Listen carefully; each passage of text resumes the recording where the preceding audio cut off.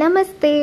இன்றைக்கி நம்ம மதியமா பேப்பர் 2ல் கேட்கக்கூடிய நிபந்து தான் பார்த்துட்ருக்கோம். ஆல்ரெடி நிபந்தில் நம்ம தீபாவளியும் காயும் பார்த்தாச்சு. இப்போ நம்ம மேரா நகர் பார்க்கலாம். ஓகே, அதுக்கு முன்னாடி என்னோடய சேனலை மறக்காமல் லைக் பண்ணிக்கோங்க, ஷேர் பண்ணுங்கள், சப்ஸ்கிரைब பண்ணுங்கள். ओके, मेरा नगर चेन्नई है।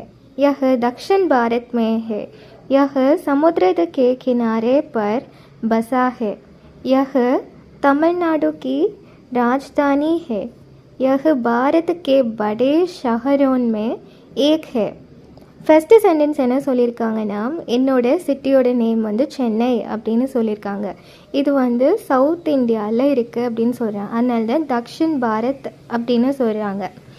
யஹ சமுத்திரத்துக்கே கினாரே பர் பசாஹே அப்படின்னா கோஸ்டல் ஏரியா சைடில் வந்து தான் இந்த சென்னை ரீஜன் வந்து இருக்குது அப்படின்னு சொல்லியிருக்காங்க. ஓகே, பசா அப்படின்னா அந்த பிளேஸ் அங்கே தான் இருக்குது அப்படின்னு சொல்கிறது.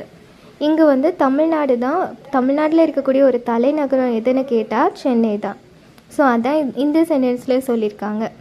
யஹ பாரத்துக்கு படே ஷஹரோன்மே ஏக் ஹே அப்படின்னா, அதாவது இந்த இந்தியாவில் நிறைய சிட்டி இருக்குது, அதில் இதுவும் ஒரு பெரிய சிட்டி அப்படின்னு சொல்கிறாங்க. நம்ம தமிழ்நாட்டிலே பெரிய சிட்டி அப்படின்னா சென்னை தான். ஓகே, चेन्नई में करीब 1 करोड़ लोग रहते हैं।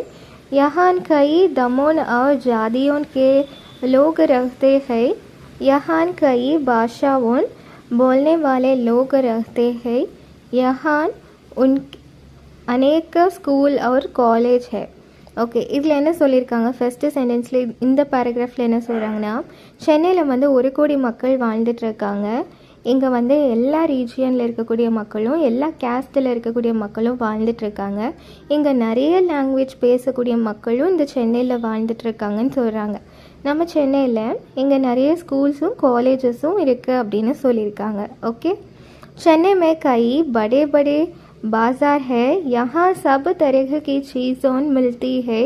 चेन्नई का समुद्र के किनारे दुनिया भर में दूसरा बड़ा और सुंदर किनारा है।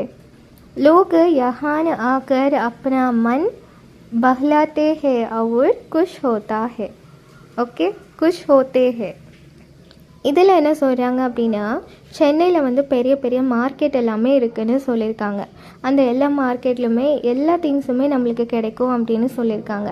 சென்னையில் வந்து பார்த்தோன்னா, அந்த சென்னையில் இருக்கக்கூடிய கோஸ்டல் ரீஜன் தான் வேர்ல்டுலே 2nd கோஸ்டல் ரீஜியன். அதுவும் ரொம்ப அழகான கோஸ்டல் ரீஜன் அப்படின்னு சொல்லியிருக்காங்க. ஓகே, அதுக்கப்புறமா இங்கே சென்னையில் இருக்கக்கூடிய மக்கள் எல்லாருமே ஹாப்பியாக வாழ்ந்துட்டுருக்காங்க அப்படின்னு சொல்கிறாங்க. ஓகே, ஸோ இதில் ஏதாவது ஒரு 10 சென்டென்சஸ் நல்லா படித்து வச்சுக்கோங்க. ஏன்னா இது 10 மார்க்ஸ்னால உங்களுக்கு ஈச் பாயிண்ட்டுக்கும் ஒரு மார்க்குன்னு அலாட் பண்ணியிருப்பாங்க. ஓகே, இனி அடுத்தது நெக்ஸ்ட்டு நிபந்த் வந்து நம்ம நெக்ஸ்ட் கிளாஸில் பார்க்கலாம். ஓகே, தன்யவாதம்.